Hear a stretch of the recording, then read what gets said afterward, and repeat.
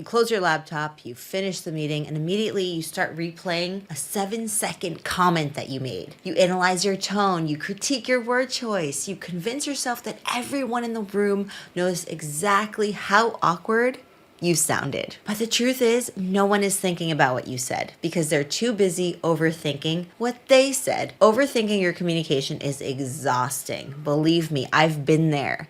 It makes you stiff. It makes you second guess your expertise. And ironically, it strips away the exact thing that makes you compelling: your natural human presence. Right now, every email, Slack message, and formal presentation can be perfectly polished by AI. Because of that, raw, real-time human communication is becoming your single biggest professional asset. But you can't leverage your human edge if you're constantly trapped in your own head, editing your sentences before they even leave your mouth. Today, in this lesson, we are breaking down the psychology of conversational overthinking. I'm going to show you exactly why your brain does this and give you 4 practical frameworks to shut down the internal editor so that you can speak with actual confidence. If you're ready, let's get into it.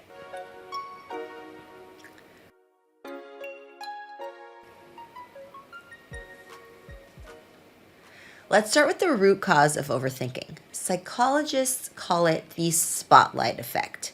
This is the cognitive bias that makes you believe people are paying much closer attention to your actions, your flaws, your appearance, and your words than they actually are. When you feel like you're under a spotlight or under a microscope, your focus naturally turns inward. What do? You start monitoring yourself.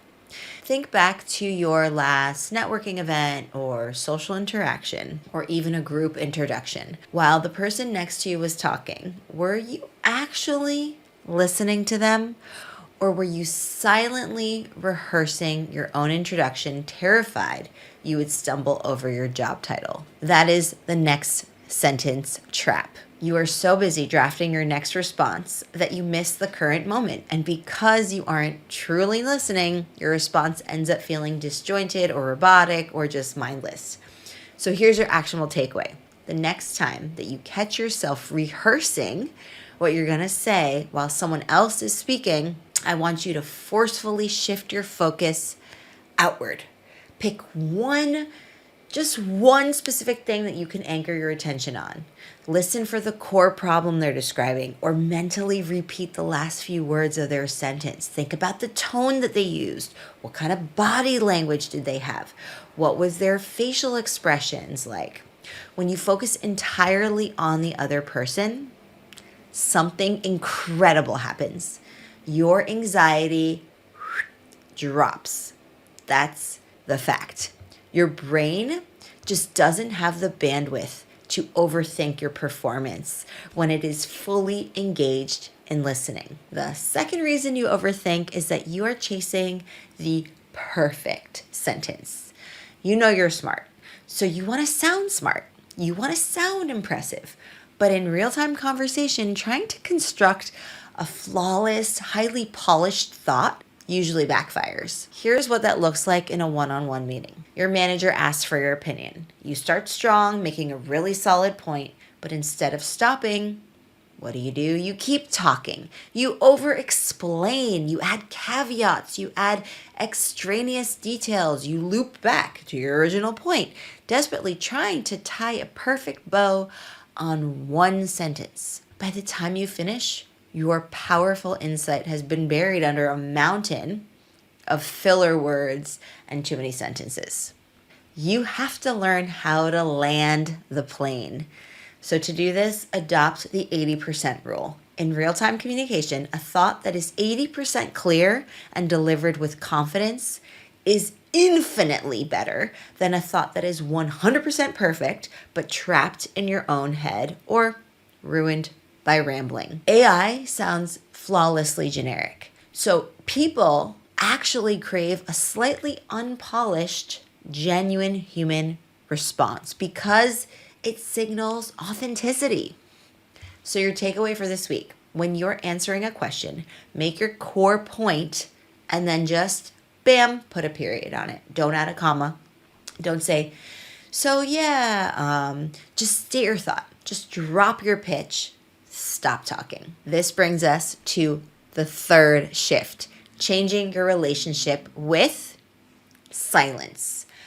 Overthinkers are terrified of silence. When a conversation gap opens up, especially in a high stakes moment, like a job interview or a client pitch, your brain hits the panic button. You assume silence means that you look unprepared. So what do? You fill the air. You say, you talk in circles, or you blurt out the first half-baked idea that comes to mind, which immediately triggers more overthinking. But socially intelligent communicators, socially fluent communicators use silence as a tool. A well-placed strategic pause does not make you look slow or unprepared. It gives you executive presence. It signals to the room that you are actually considering the question rather than just reciting a script or reciting something from memory. So here's your framework for the pause. When you get a difficult question, don't answer immediately. Take a 2-second beat. That's it. Just look at the person in the eye and say, that's a great question. Let me think about that for a second. Or, I never really thought about that, but let me think. Those kinds of simple phrases buy yourself time, lowers your heart rate so you can actually think clearly, and it also frames your thoughtful silence as a sign of expertise, not a sign of panic. You're actually thinking through the questions so that you can answer it deliberately. The final piece of overthinking happens after the conversation is over. I call this the rumination rundown. This is when you're lying in bed at 11 p.m. or maybe you woke up at 2 a.m. and you're ruminating. You're dissecting a joke that fell flat at a team lunch, or you're agonizing over an email that you sent 3.5 hours ago. The rumination rundown is a super toxic habit that we want to break because it creates a feedback loop of anxiety. If you constantly punish yourself for every minor conversational misstep or mishap, your brain is going to be incredibly anxious the next time you open your mouth. And in some cases, it might even cause you to not want to go into a certain social interaction or hang out with a certain group of people or go into a social gathering event. Your takeaway here, you have to enforce a statute of limitations on your social interactions. Your takeaway here is the 24-hour expiration date. If you make a genuine mistake, like forgetting a client's name or misstating a metric, you have 24 hours to correct it or apologize.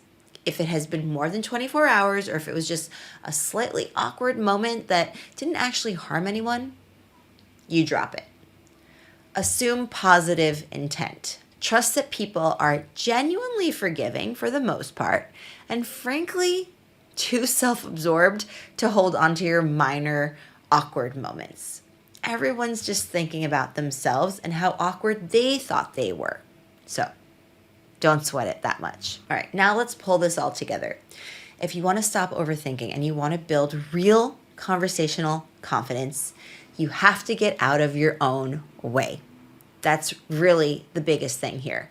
Stop viewing yourself under a spotlight and start focusing entirely on the person or the people in front of you. Stop chasing the perfect sentence and start trusting the 80% rule. I want you to embrace the pause instead of just filling the air with panic or nonsensical things. And then most importantly, when the conversation ends, let it end. Cancel the rumination rundown. Human communication is inherently messy, and that's beautiful. That's what makes it memorable. So just remember that and enjoy your next conversation. If you found these frameworks helpful, subscribe to the channel. We're building a community of ambitious people who want to master the human edge in our AI world and who want to build social fluency. I encourage you to try the 80% rule in your very next meeting and watch how much more powerful your presence becomes. And if you want to take this further and get live coaching and feedback and join us for our live webinars and have the quests and the challenges that come with our membership community, then join us over in Explearning Academy. We can't wait to have you. Just go to academy.explearning.co, and I'll see you in the next one.